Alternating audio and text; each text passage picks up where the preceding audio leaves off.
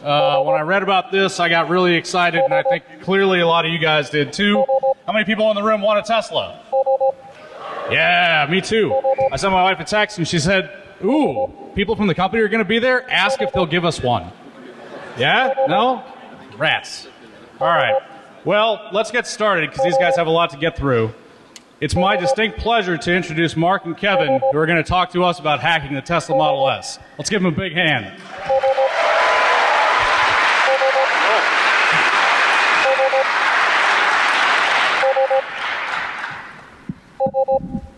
All right. Thank you all for coming. Let me hopefully not unplug this as I pull it even closer. All right. So I'm Kevin Mahaffey here with Marc Rogers. We're here to talk about some work that culminated very recently in hacking the Tesla Model S. What you're actually hearing right now is the door chime sound we extracted from the Tesla Model S firmware. And if you think it's annoying to have it for 8 minutes as you come into a room, try it for 14 hours a day, 3 days straight. It's pretty terrible. All right. So this talk is a lot about how do we secure cars. Some cars, when they need a patch, need to be recalled. And that's clearly not going to work in the future as cars run all sorts of open source software that needs to be patched seemingly weekly. We're very proud to say that as a result of our research, Tesla pushed a patch yesterday, I believe, to every single Model S in the world. You click one button, it's applied. So I'm super excited about that. Aha. You want to take it? So I guess is this working? Try this one. Yeah, swap. Hi, I'm also known as CJ. Many of you probably see me shouting at you in the corridors, so sorry for that. The reason we started hacking the Model S is because it's the most connected car in the world. And we figured if we were going to look at car security, we should look at the car that arguably is the reference design every other car is probably going to end up being using. It has the most connected features, it has the most technology in it, and we wanted to see how well it did. And also, we wanted to do that bearing in mind that in the future, we're going to see an explosion of connected things. And we already have a problem with embedded devices being vulnerable and not being updated. Imagine how bad that problem is going to be when you go through from a few million connected devices to 25 billion devices. And you might replace your computer or your phone every couple years. Things stay around for a long time. So if you're not actually fixing vulnerabilities, you can have a car that might last for 10 years, and if it's unfixed, that's a giant deal. So what we're trying to do is secure all the things. But when that happens, you have all these new industries building connected things, right? These are industries that don't have software experience. And you might ask the question of when companies who don't have software experience all of a sudden build software and go to the front lines of the internet, which is kind of a tough place if you're not aware of it, bad things happen. And so we ask the question, are there best practices in mind? Like, do people know how to build secure things? If there aren't. I was going to say, it's not that these companies set out to make vulnerable things. The biomedical companies who make insecure biomedical devices are still following best practice for biomed. The car companies that make insecure cars are probably following every single bit of best practice for car. They're just not internet security companies, and so they don't fully understand the threat landscape. And this is where the best practice ideas come in. And so if there aren't best practices, even through no malicious act of any company, you have something that approximates this. Right? Nobody's doing anything bad. They're just kind of running business. They're competing with competitors, and they march quickly to their doom. Quick note, I was really actually happy to see that Lemmings survived. Like, I was able to find a GIF of the internet of Lemmings 2. Thanks. That was the easiest part of the talk, as it turns out. But if there are best practices, even if companies aren't cybersecurity experts, they can actually have a lot that goes pretty well.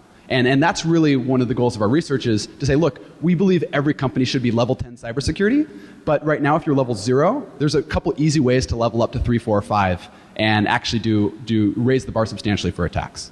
And let's face it, even if you are level 10, anything that man makes, man can break.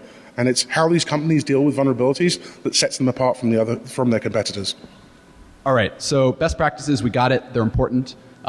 They're especially good when people are building the systems for the first time, because if anyone who's been in a mature organization, trying to change an existing system after it's shipped is really hard. So why the Model S? Well, the Model S is, we originally chose it because we thought it would be the car that was most well designed from a security standpoint. A lot of the engineers behind it have experience in the software industry. We didn't know if that was going to be the case, but we found actually it is. It's actually designed very, very, very well. And so we hope that if there's anyone involved today or tomorrow in the automotive industry, that you can hopefully take some of this, the learnings we have and what we're going to show about the architecture of the Model S, what they did right, what they did wrong, and what they're planning to do in the future, and apply it to every other car on the planet to hopefully make sure that cars get more secure. Now what this talk isn't.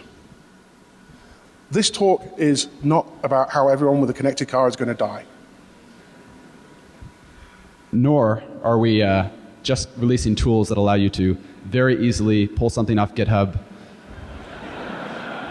hack your car,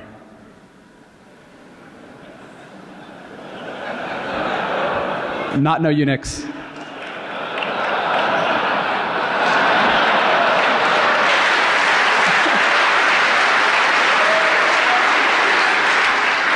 I was wondering how that was going to go over. Good. All right, so public service announcement. You have to be really careful hacking cars. A car isn't just a computer system. A car is a computer system that's traveling at 100 miles an hour, at 65 miles an hour. Yes, officer, I swear. And the worst thing that happens isn't a blue screen. I mean, that should be obvious, but like seriously, you know, DEF CON, we have a sense of mischief here, which I love. But when you're dealing with things that go that fast and are that safety critical, you have to be really, really careful. And so what we did is when we started this research, we collaborated with a great group of people. We set some very, very strong rules of engagement. So the first thing is, when you're hacking embedded systems, it is really, really hard to tell whether you're hacking the embedded system or if you've accidentally transversed into the company it's connected to. So we took extreme precaution to make sure that we didn't accidentally hack Tesla. The next thing was, like, we set ourselves some boundaries in terms of the kind of things that we could do to the car. We didn't do anything that would make permanent changes because as we knew we were exploring a black box system, we couldn't foresee what effect any changes would have to the ongoing safety of that vehicle. You know, what happens if you overwrite a firmware that happens to go to the ECU that controls braking? Bad things. That's not good. So we agreed that we would do everything in memory as much as possible. We would only probe, and we would just prove concepts of things. During the research, we're actually really happy to see Tesla established a bug bounty program. And so we modified the original rules of engagement from, you know, don't touch any servers to touch the servers they allow us to touch, which turns out to be a lot of them. And they absolutely started the bug bounty program before we started. Okay, so I'm sure a lot of you here are interested in, like, okay, what is the Model S? What is it? What's inside? Remember these words very carefully. So there are 3 systems on the infotainment network. One is the IC, that's the instrument cluster. That's the thing, the 8-inch screen above your steering wheel. Number 2 is the CID, the center information display, I think. It's a 17-inch touchscreen, which is the thing in the middle, the really cool laptop in your car. And then there's the gateway, which we illustrated here as somewhere on the dash, but it's actually attached to the PCB of the CID, but it looks better that way. So IC, instrument cluster, CID, center information display, also known as the touchscreen, gateway. Got it? Cool. 2 of which are Linux systems based on NVIDIA Tegra 3 in the case of the IC, Tegra 4 in the case of the CID. And there's an RTOS we determined to be free RTOS is the gateway. And both of the Linux systems are running Ubuntu. Very old Ubuntu. Okay, so here's how the architecture of the system works. We're going to go, you know, through this pretty quickly and get into how we actually figured this all out. You have an infotainment network and the vehicle network. The LAN, just Ethernet LAN on the infotainment side. You have the CAN, which is the vehicle side. And the only thing, as far as we can tell, that bridges the two is what's called this gateway. That's going to be very, very important. From a systems architecture standpoint, the CID and the IC are connected via a USB Ethernet adapter to the Ethernet switch. The CID has Wi-Fi, Bluetooth, and cell connectivity and exposes that to any internal systems in various ways. The gateway is the only thing, again, that bridges the Ethernet and the CAN bus. And then all of the vehicle controllers are presumably attached to that CAN bus. This is actually a phenomenal design. We'll get into it in more detail later, but if you think about this, this is more like the way that airplanes are designed than cars are designed. So this project was basically the Hacker Olympics. I mean, it was everything from physical security to browser hacking to network reverse engineering to binary reverse engineering. So it was actually kind of fun because we got to exercise all sorts of parts of our brain. We'd previously submitted 6 vulnerabilities to Tesla. It took 3 of them for us to gain administrative access to those systems. We had to leverage one to get access at all, had to leverage another to get enough information to work on it, and had to leverage another to gain privilege access. We'll go into what they were in more detail, but it took a lot of thinking outside of the box. All right, so what were we able to find? So just want to preview. What we're talking about is physical access, and we implanted a remote SSH backdoor in the car, and we had some fun with it. So the video you're going to see now is a Model S with a remote SSH backdoor installed, and what we can do with that SSH backdoor.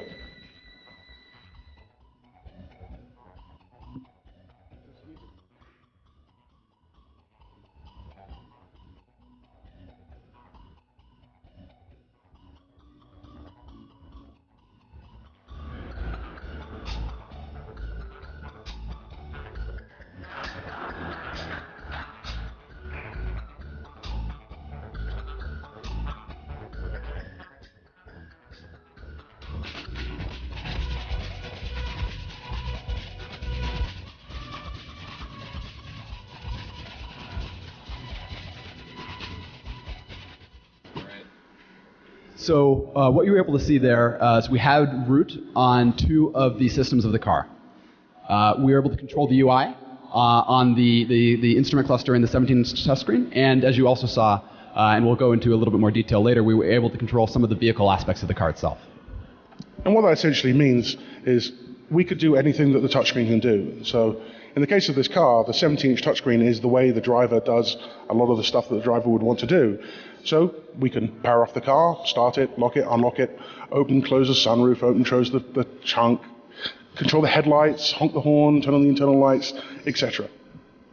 Okay, so how did we actually go do that?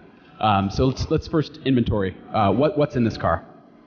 Number 1, security bits. Have these, they're kind of expensive, get them from Amazon. Very easy to find.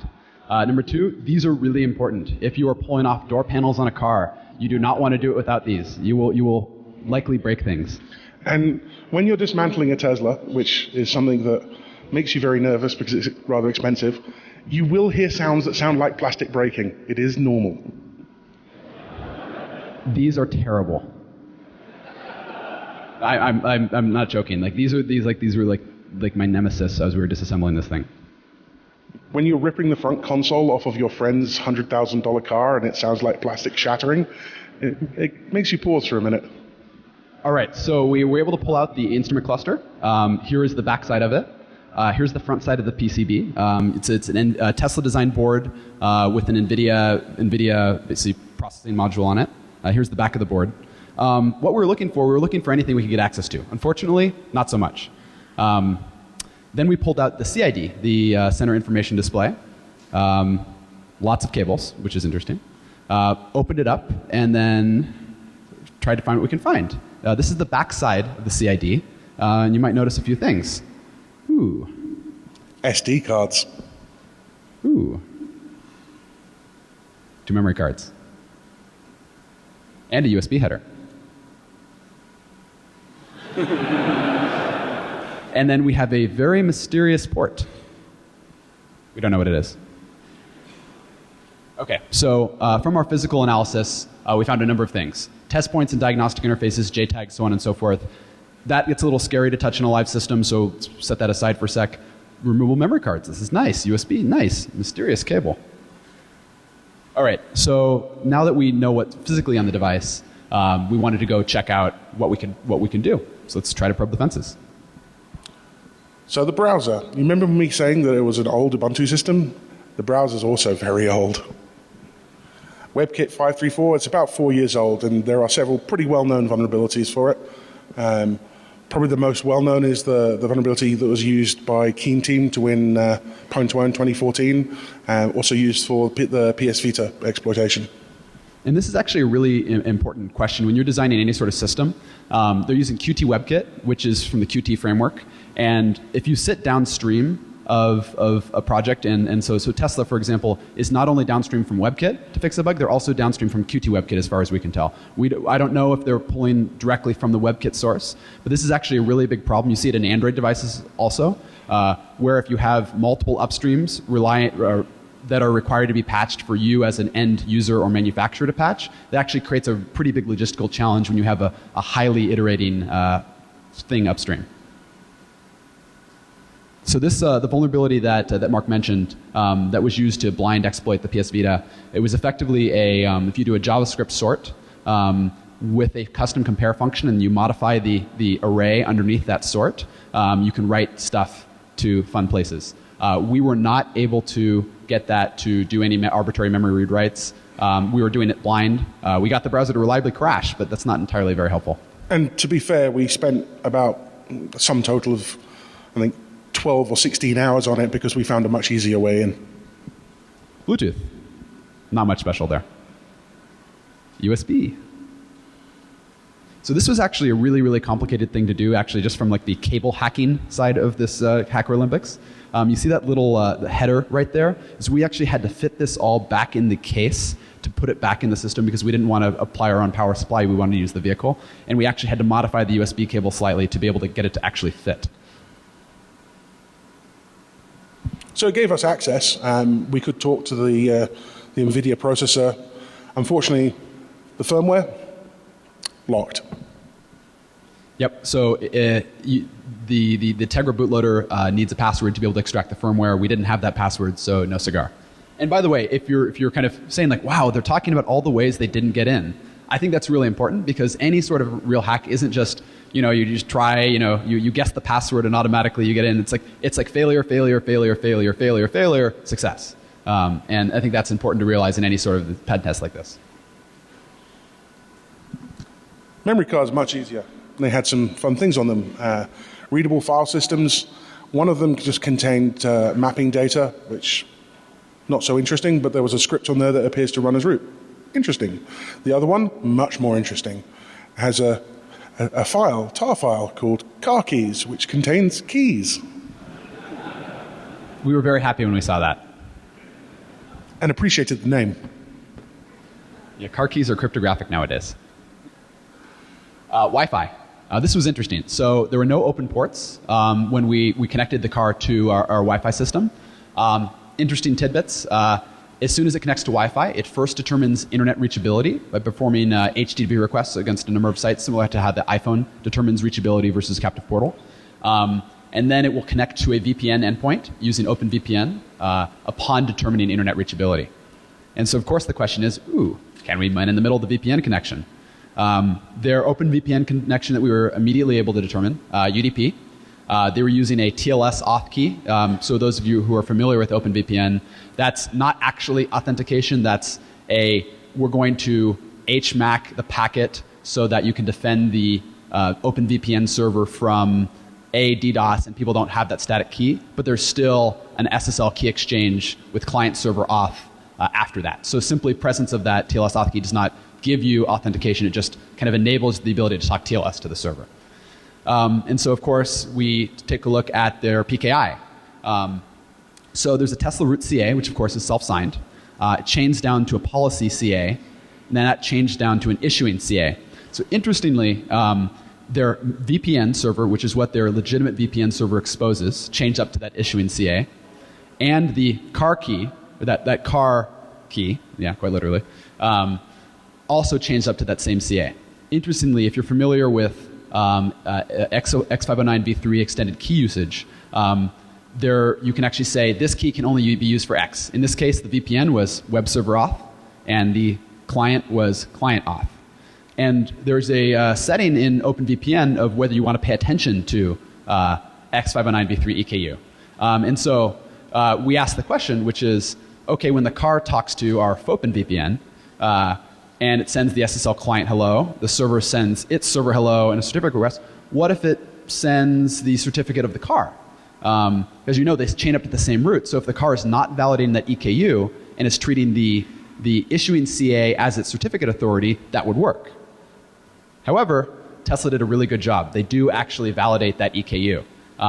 So we couldn't man in the middle with that key. However, if you find any certificate that chains to that issuing CA and has the server auth EKU, you could impersonate that VPN most likely, unless there's some other craziness going on. So we haven't found any yet, but I would say just word of caution to anyone implementing OpenVPN, make sure you are testing for that EKU so you don't just allow any client who has a valid cert to impersonate that VPN system.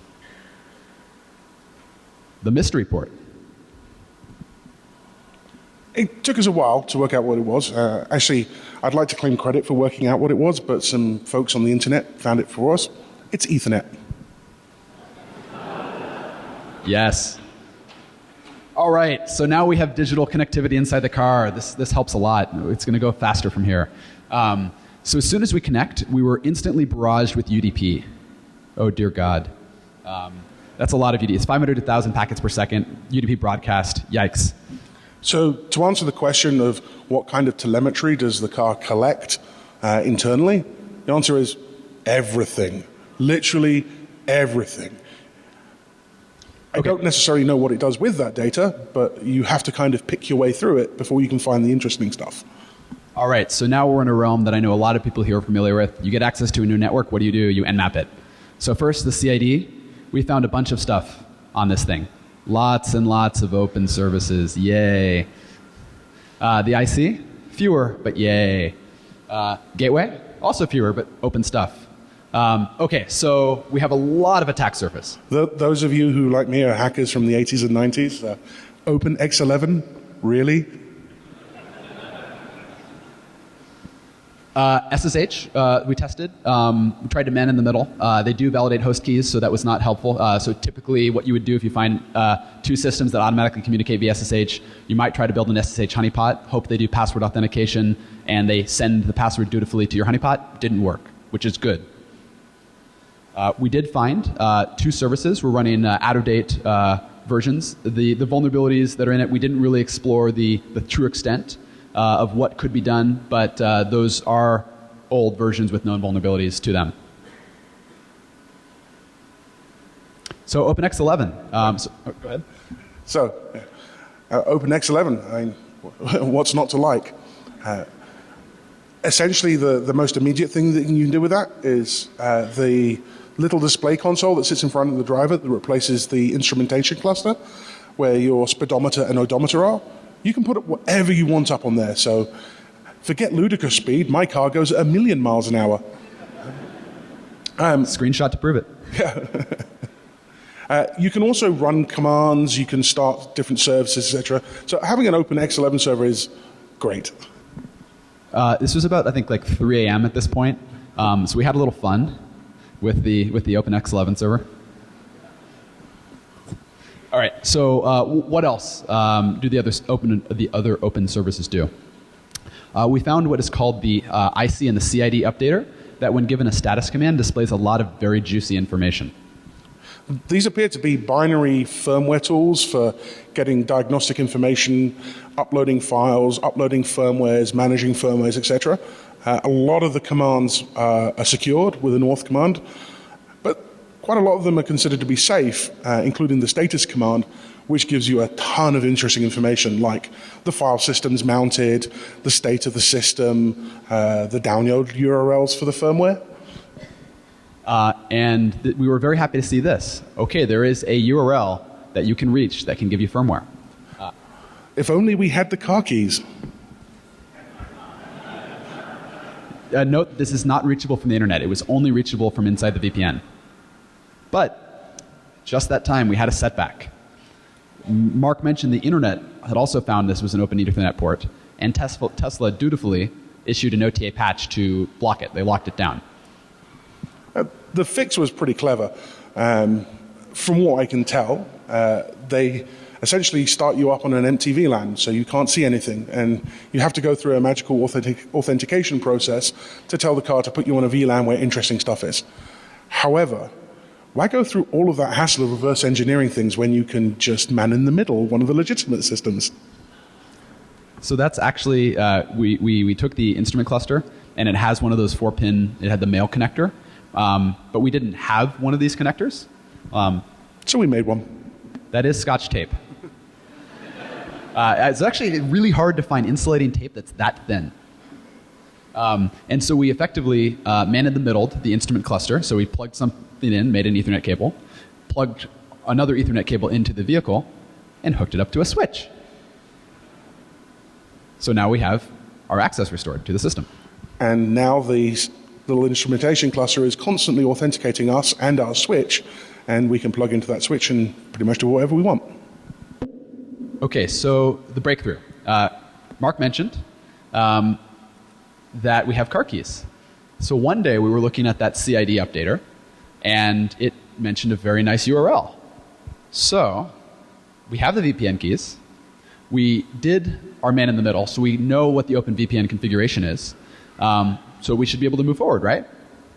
Well, actually, there's a lot of OpenVPN configuration you have to set, and we didn't know it all. And a lot of it is exposed post the SSL encrypted channel, so we can't just look at the ciphertext traffic and figure it out. However, if you turn... I was going to say, this is when hackers really like developers who put in verbose switches. So if you use an OpenVPN client and you turn on verbosity up to 11, it will actually tell you the server-side desired cipher, HMAC, the MTU, all the things you need to establish a valid VPN connection. Typically, you don't need to actually blindly figure out VPN settings, but that's how you do it in the case of OpenVPN. So about 600-something megabytes later, we have the firmware. I have to say, the firmware is not a complete file system. It appears that they incrementally update the firmware, so I guess they look at what bits are missing from the car based on when it last got a firmware update or something. So what we ended up with was a partial file system that contains a lot of interesting bits. So let's examine it. It's SquashFS file system, compressed file system, fairly easy to get access to. We decompress it, get really excited because we see a lot of very, very fun things. So this is a quiz time. You have a firmware file system. What do you look for first? But wait, hold on. We had some interesting observations we want to share first. We found a lot of fun things in the firmware. Here's a few of them. One is there's a log rotate script. This was really what nailed it home. This car is a server, right? It has the same sort of management that you would have in a data center. It's a data center on wheels. That's cool. Like a car that has servers inside. Wow. We found another fun thing. It was like, okay, firmware bundles.vn.teslamotors.com 4567 custom packages Knights Who Say. So like, okay, well, I'll send it over the VPN, see what happens.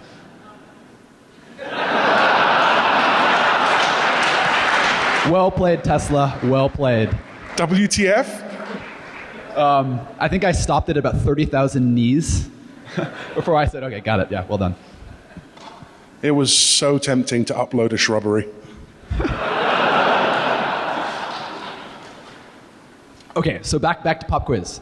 You have a file system. What do you look for first? Of course, private keys. grep for --RSA/DSA private key, right? Nothing, unfortunately, that we didn't already know about or didn't ship with Ubuntu. But we did find a shadow file that was for the IC. Those of you, if you don't know what a shadow file is, it's effectively the encrypted password file that is used to basically store the hashes, the salted hashes typically, for the account passwords to authenticate over SSH. This is where I literally cried. After spending months kind of hunting big game, getting ready to hack the car, trying to find a way in, and it cracks in under a second. Oops. So now the question is, so we have valid authentication to a car. We can SSH in. But the real question is, how do we get root?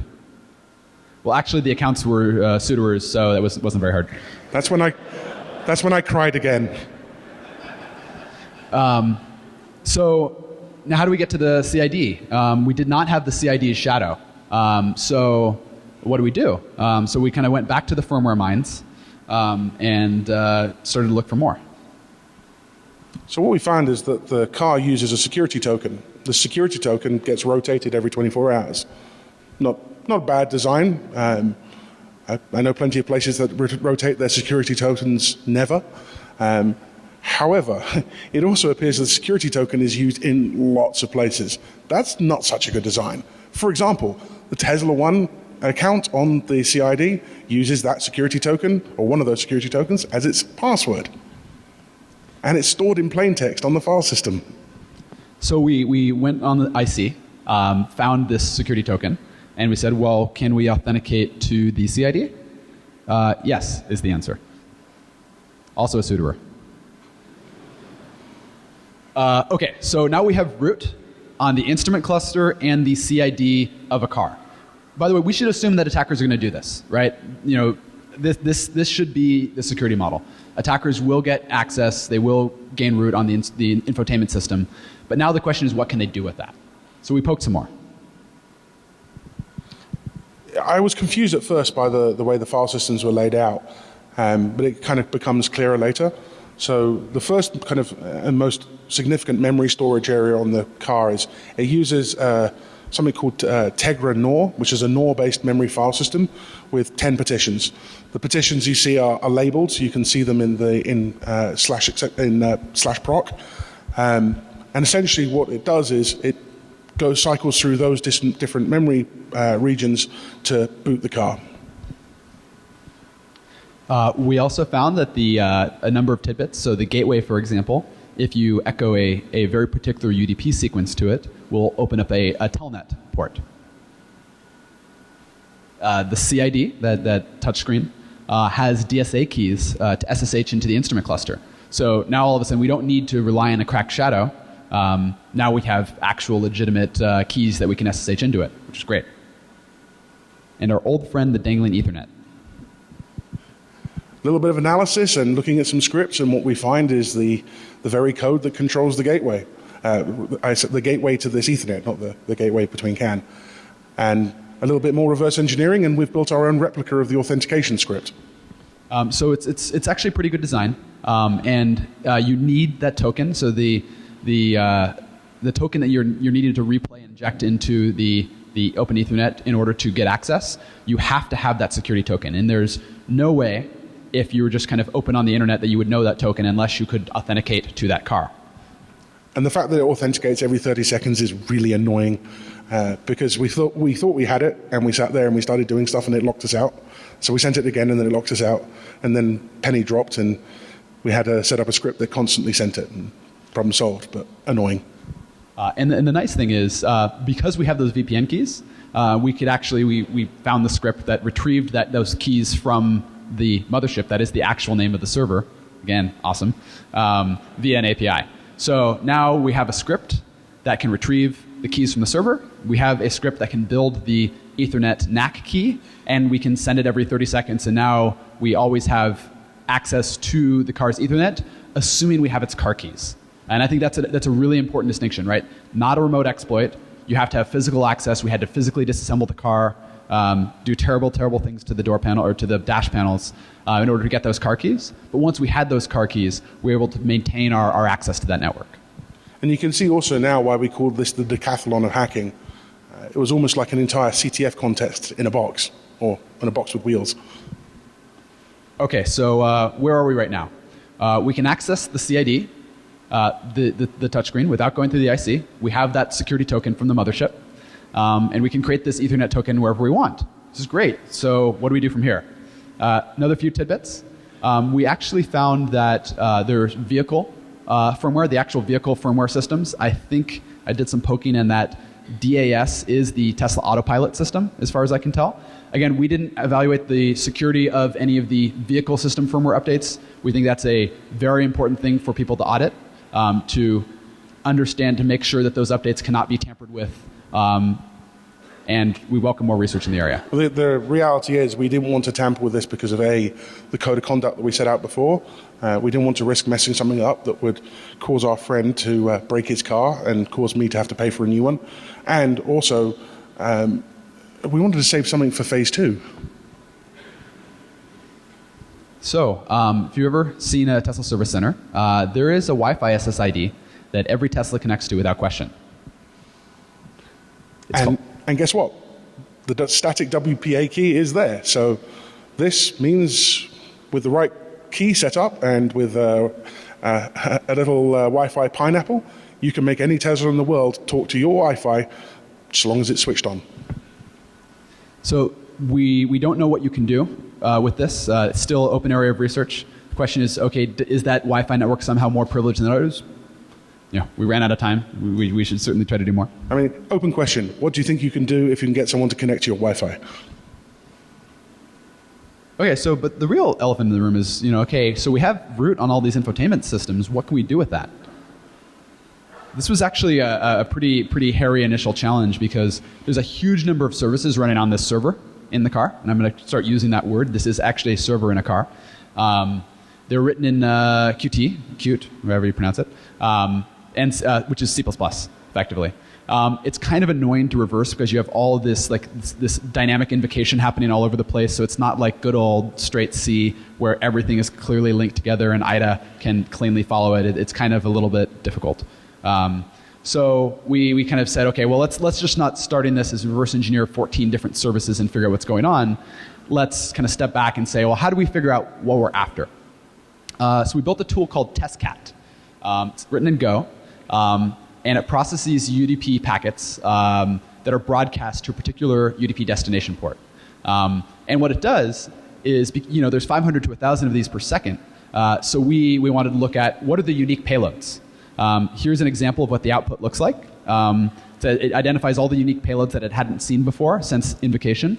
It parses the first 2 bytes of the packet, which we determined seem to be highly constant, which what we're kind of roughly calling it is there's a message ID and a command ID. It's probably not the exact right, but it roughly approximates. We allow it to pull from a pcap file. So if you capture something off the network and you want to replay it offline, you can do that. Or you can do a live listen. And we will be releasing our tools as part of the talk. They're actually already released. Okay, so what we then do is now we have effectively an anomaly detection system to say, what have we not seen before? And we can basically now trigger things we haven't done before since invocation of testcat and lock the doors, enable the parking brake. And what we found is there's actually usually one unique UDP broadcast packet per event. There are some people in the region where we're doing this who think we are incredibly strange because the first thing they saw was us taking a brand new, very expensive car and ripping it apart and scattering parts all over the place. And then the next thing they saw was us sitting in this dismantled car with bits hanging out of it, flashing the headlights and honking the horn several hundred times. Yeah, they weren't too happy about that. All right.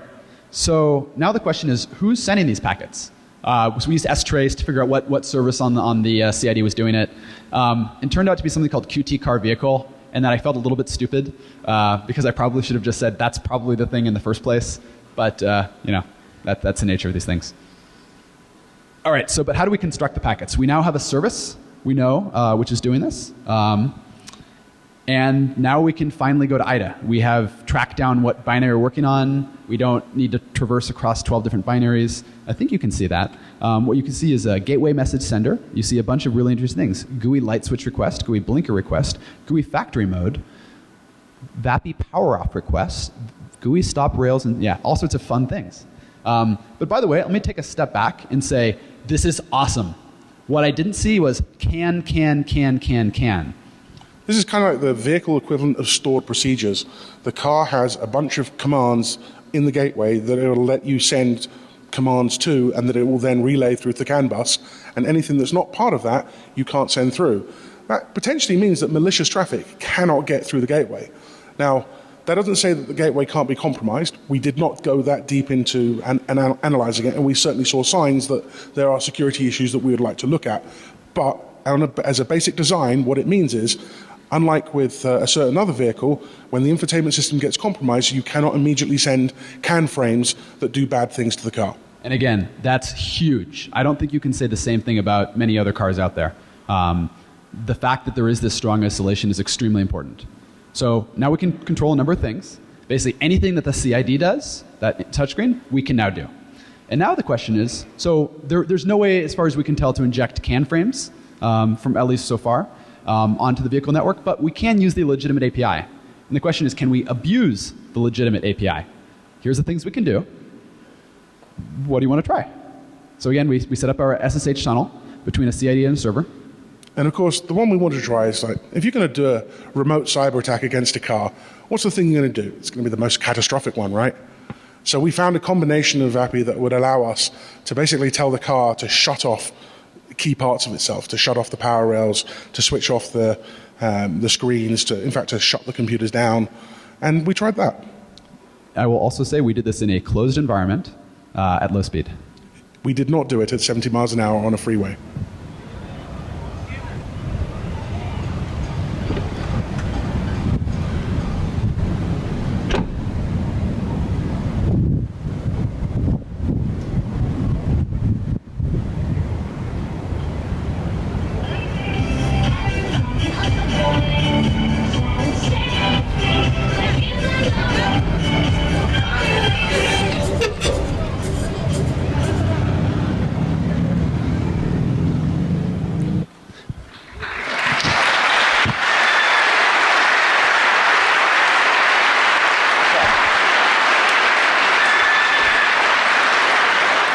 So it's important to point that this is not a remote access exploit. We had physical access to compromise the car, and then we installed a remote access Trojan to get backdoor access to do what we did. Because Kevin was happy to sit in the car when I stopped it. I wanted to be standing outside with a phone stopping it.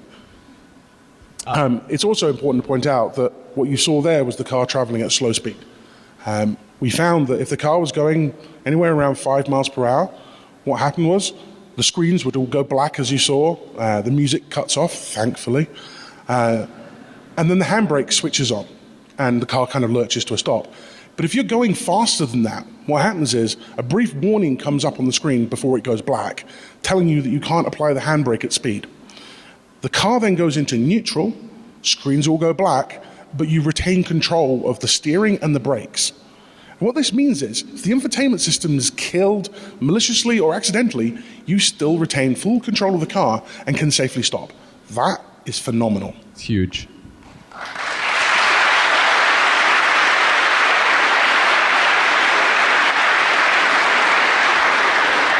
All right, so we found a number of things Tesla did well, things they can improve. What are they doing about it? They are pushing an OTA update at ludicrous speed. Like literally, like they can push an entire fleet update in less than a week, which is extremely awesome. The update they pushed yesterday, at least in the car we tested, fixes 2 of the vulnerabilities. Those weak CID passwords, no more. The IC and the CID updater information disclosure, and a bunch of others. And it also hardens the system, and that's really important, is that you should be able to attack a car, pop the browser, and that shouldn't matter. Also, Tesla has announced that they're hiring someone we all know and respect to be their new head of security. Dude. Who's sitting right there.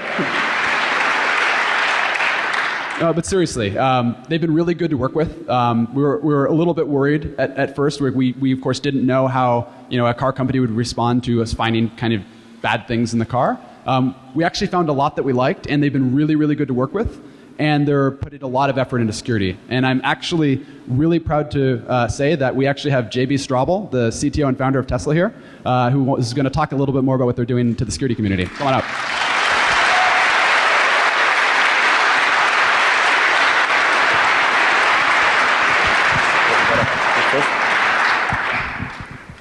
Thank you very much. Well, when we first engineered the Model S, we knew that the software systems would be a work in progress. We knew that that we weren't going to ship the car and then forget about the software. Vulnerabilities evolve, they get found, they get fixed, and that's really how we approach this. Using the over-the-air update system, that's how we've been able to work, I think, really collaboratively with the security research community, just like what you guys have done, to find new vulnerabilities and then patch them and fix it. And I really want to thank you guys for the great work you've done over a long period of time. It's making the cars safer. It's making the fleet better. And we wanted to also award you with Tesla Challenge coins, all three of you, for this awesome work that you've done. I wanted to also invite John Herring, who's one of our core collaborators, to come on up as well.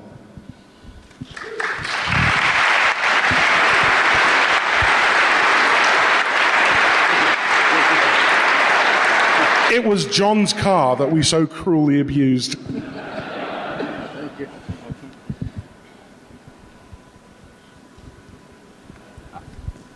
These are very cool. Thank you.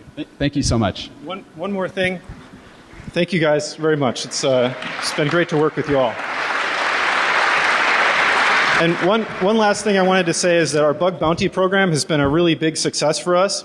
And we've actually decided to increase the value of the bug bounty program all the way up to $10,000 as a nominal amount. And we may go higher than that in certain cases. So we really invite people to participate that and send us what you find. So thank you. Oh. So what better way to thank them for engaging the community so much? First-time speakers at DEF CON, not these two that did most of the talking, but to welcome Tesla, we're going to give them a shot. Good idea?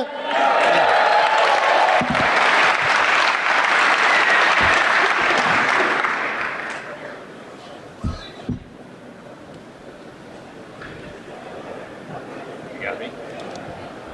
Oh. Thanks. You got it.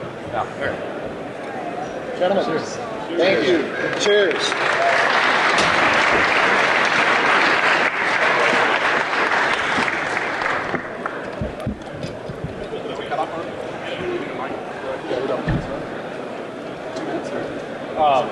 That's okay. Hey, we're not. These guys have 2 minutes of wrap up. Sorry. Yeah, get back in here. Sit down. Is there can we get the slides back? Can we get the slides back? Aha. All right, here's the kill chain. Summary of what we found. It's actually, in my opinion, it's really great whenever you're auditing a big system like this to draw this out. Here's what you could find. Here's how you can get in. Notice there's only one path to gateway. That's huge. So when we say what did Tesla really do right here? Awesome OTA process, ludicrous speed. Their VPNs were good. They rotate passwords every 24 hours. And this strong isolation, we can't say that enough how important that is between the drive and the vehicle systems. And of course, they need to improve some things. I know they're working hard on it. The Tesla service Wi-Fi should be using WPA Enterprise, should not have a static key.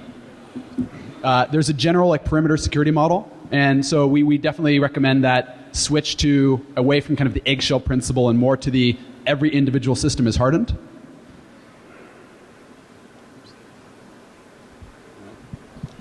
Don't store sensitive credentials in plain text on a file system. And there's a lot of communications that are not mutually authenticated and encrypted on the system. So if you assume that the adversary has access to your network or has popped your browser, you're going to want to make sure all of these are encrypted. And so the real hope I have for this talk is that all of a sudden people are asking questions of every car company in the world. And I hope you all do the same if you are in a position to do so. So we came up with 3 recommendations. The first one is, anything man makes, man can break. There will be vulnerabilities. So you need to have a quick way to patch them and update them. You can't send USB sticks in the post. You can't rely on people taking cars in.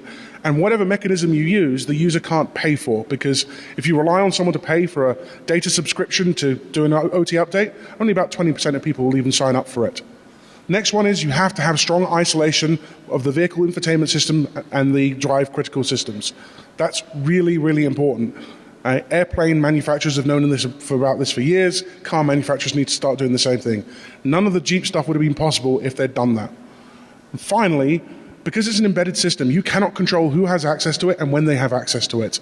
Embedded systems come under attack from all different directions. That means every individual component has to have its own robust security model, so that if any one component is compromised, that doesn't lead to complete compromise of the vehicle. And finally, this was not a singular effort. There were nearly 20 people on this project, so I wanted to thank all of them for helping us out.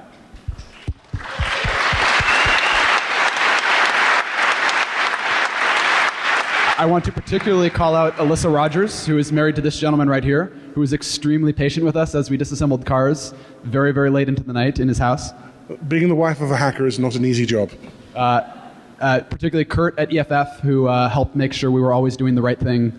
Joe Grand, lots of folks at Lookout and CloudFlare, too many to mention. Thank you all. Appreciate it.